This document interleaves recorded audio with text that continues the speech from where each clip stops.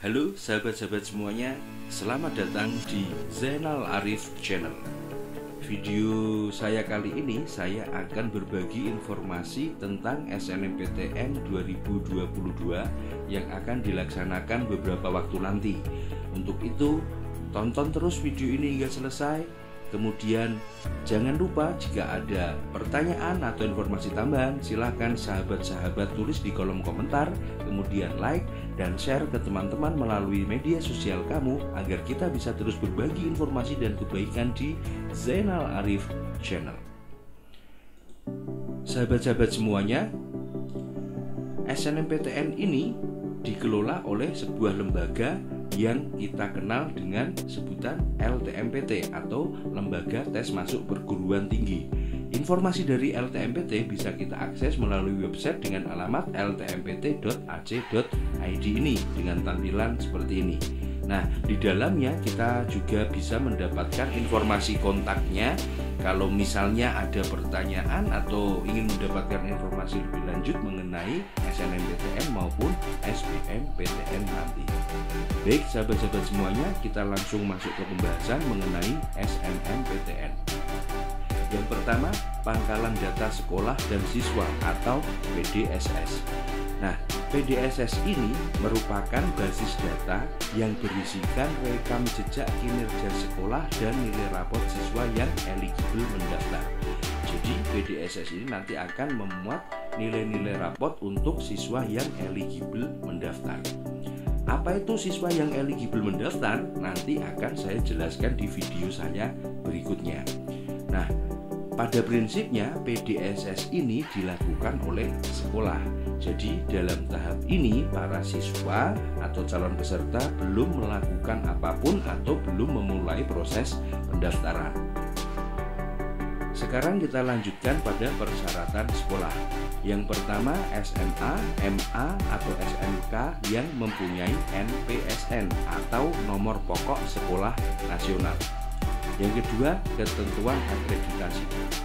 Akreditasi A 40% terbaik di sekolah, kemudian akreditasi B 25% terbaik di sekolahnya, kemudian akreditasi C dan yang lainnya sebanyak 5% terbaik siswa di sekolahnya. Jadi, tidak semua siswa kelas 12 atau calon lulusan 2022 nanti bisa mendaftar, tapi disesuaikan dengan akreditasi sekolah, di mana ketentuan kuotanya seperti yang saya sampaikan tadi. Nah, kuota itu akan disesuaikan dengan masing-masing jurusan. Misalnya di sekolah X ada 3 jurusan, ada MIPA, ada IPS, dan bahasa misalnya. Untuk siswa jurusan MIPA sebanyak 100 siswa katakanlah. Jadi dari 100 siswa itu nanti hanya 40%-nya saja. Kemudian dari program IPS katakanlah ada 80 siswa, hanya 40% yang bisa ikut atau eligible untuk mendaftar SNMPTN. Demikian seterusnya sesuai dengan akreditasi sekolah masing-masing. Jadi pemeringkatan ini bukan dari masing-masing kelas, bukan, tapi satu program atau satu jurusan di sekolah tersebut. Kemudian yang ketiga, sekolah itu harus mengisi pangkalan data sekolah dan siswa atau PDSS tadi, dan data siswa yang diisikan hanya siswa yang eligible sesuai dengan ketentuan. Berikutnya, persyaratan peserta. Yang pertama, siswa SMA atau MA atau SMK kelas terakhir atau kelas 12 pada tahun 2022 yang memiliki prestasi unggul. Yang kedua, memiliki prestasi akademik dan memenuhi persyaratan yang ditentukan oleh masing-masing PTN. Yang ketiga, memiliki NISN atau nomor induk siswa nasional dan terdaftar di PDSS. Jadi pastikan sahabat-sahabat semua memiliki NISN dan nanti terdaftar di PDSS jika nanti eligible. Kemudian memiliki nilai rapot semester 1 sampai dengan 5 yang telah diisikan di PDSS. Dan untuk peserta yang memilih program studi bidang seni dan olahraga wajib mengunggah portofolio. Informasinya nanti lebih lanjut akan kita bahas di video yang lain. Berikutnya, pilihan program studi. Nah, yang pertama, setiap siswa dapat memilih 2 program studi dari 1 PTN atau 2 PTN. Jadi misalnya kamu pengen mendaftar di 1 PTN. Nah, di 1 PTN itu kamu bisa mendaftar 1 atau 2 prodi. Bisa juga kamu mendaftar di 2 PTN, di mana masing-masing PTN kamu memilih 1 program studi. Yang kedua, jika memilih 2 program studi, salah satunya harus berada di PTN pada provinsi yang sama dengan sekolah asal. Ya, jika memilih 1 program studi dapat memilih PTN yang berada di provinsi manapun. Nah, misalnya kamu berasal dari Jepara yang berada di provinsi Jawa Tengah. Kemudian kamu akan memilih 2 PTN, maka salah satunya harus berada di provinsi asal, yaitu provinsi Jawa Tengah. Misalnya kamu ingin mengambil Universitas Indonesia yang ada di Provinsi Jawa Barat atau DKI Jakarta itu, maka salah satunya atau pilihan keduanya harus ada di Jawa Tengah, Undip, kemudian UNS, Untidar, dan sebagainya itu. Kemudian yang ketiga, disarankan tidak lintas minat atau tergantung ketentuan PTN yang dituju. Artinya, jika kamu berasal dari kategori Soshum, maka hendaknya kamu memilih jurusan di kategori Soshum. Kalau misalnya kamu berasal dari kategori Saintek, maka kamu lebih baik memilih jurusan Saintek, kecuali PTN itu mempunyai persyaratan khusus. Misalnya, prodi Saintek bisa diambil oleh siswa Soshum dan sebagainya. Kemudian yang berikutnya, tahapan pendaftaran. Nah, ini yang perlu kita perhatikan. Yang pertama, pengumuman kuota bagi sekolah sesuai dengan akreditasi dan jumlah siswa. Jadi nanti LTMPT akan merilis informasi sekolah ya dengan akreditasinya dan jumlah siswa yang ada di sekolah itu, khusus untuk kelas 12. Kalau misalnya nanti ada kesalahan jumlah data siswa atau jumlah akreditasi, nanti sekolah bisa mengajukan sanggahan. Nah, seperti yang di informasi ini yang ada di website ini. Baik. Kemudian yang berikutnya, registrasi akun LTMPT bagi sekolah. Nah, ini pihak sekolah yang melakukan. Jadi siswa belum melakukan proses registrasi. Selanjutnya, registrasi akun LTMPT bagi siswa. Nah, ini wajib bagi semua kelas 12 ya, melalui portal LTMPT ini. Jadi, silahkan kalian nanti membuat akun LTMPT untuk bisa mengikuti SNMPTN maupun SBMPTN nanti. Selanjutnya, melihat data. Nah, LTMPT akan menginformasikan jumlah siswa yang eligible mendaftar SNMPTN berdasarkan akreditasi sekolah. Ya, jadi sekali lagi tidak semua siswa bisa mendaftar SNMPTN ini. Terus kemudian sekolah menentukan calon peserta. Nah, berdasarkan data LTMPT dari jumlah siswa dan akreditasi di Dapodik Pusdatin Kemdikbud atau Emis Pendiskemenak untuk sekolah-sekolah keagamaan seperti MA itu nanti akan ditentukan calon pesertanya. Ya. Selanjutnya pengisian PDSS atau pangkalan data sekolah dan siswa. Ini sekolah yang melakukan.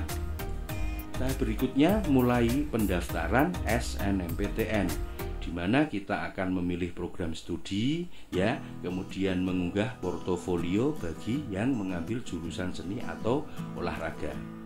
Setelah proses pendaftaran selesai, tahap selanjutnya yaitu seleksi jalur SNMPTN. Nah, ini dilakukan oleh panitia atau masing-masing PTN ini berdasarkan kriteria yang ditetapkan oleh masing-masing PTN.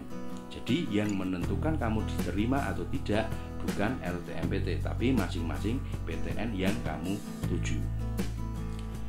Setelah proses seleksinya berakhir, akan ada kegiatan pengumuman hasil kelulusan SNMPTN. Nah, bagi kamu yang diterima SNMPTN, langkah berikutnya yaitu melakukan daftar ulang di PTN yang menerima sesuai dengan ketentuan dan persyaratan yang ditentukan oleh masing-masing PTN. Baik, selanjutnya ketentuan pemeringkatan siswa oleh sekolah. Yang pertama, pemeringkatan siswa dilakukan oleh sekolah yang pada dasarnya memperhitungkan nilai mata pelajaran sebagai berikut. Untuk jurusan IPA ada mapel matematika, bahasa Indonesia, bahasa Inggris, kimia, fisika, dan biologi. Kemudian jurusan IPS ada mapel matematika, bahasa Indonesia, bahasa Inggris, sosiologi, ekonomi, dan geografi. Sedangkan untuk jurusan bahasa ada ada mata pelajaran matematika, bahasa Indonesia, bahasa Inggris, sastra Indonesia, antropologi, dan salah satu bahasa asing sesuai yang ada di sekolah masing-masing. Kemudian untuk SMK meliputi matematika, bahasa Indonesia, bahasa Inggris, dan kompetensi keahlian. Misalnya jurusan atau keahlian tata boga ya disesuaikan dengan keahlian tata boga, yang perkantoran ya perkantoran, dan sebagainya. Kemudian sekolah dapat menambahkan kriteria lain berupa prestasi akademik dalam menentukan peringkat siswa apabila ada nilai yang sama. Jadi misalnya setelah dilakukan pemeringkatan ternyata ada siswa yang memiliki atau memperoleh hasil yang sama. Nah, untuk menentukan siapa yang bisa mengikuti pendaftaran SNMPTN, sekolah bisa menambahkan kriteria lain, misalnya punya sertifikat atau piagam kejuaraan. Nah, itu bisa dipakai untuk menentukan pemeringkatan oleh sekolah. Kemudian yang ketiga, jumlah siswa yang masuk dalam pemeringkatan sesuai dengan ketentuan kuota akreditasi sekolah. Yang berikutnya, jadwal SNMPTN 2022.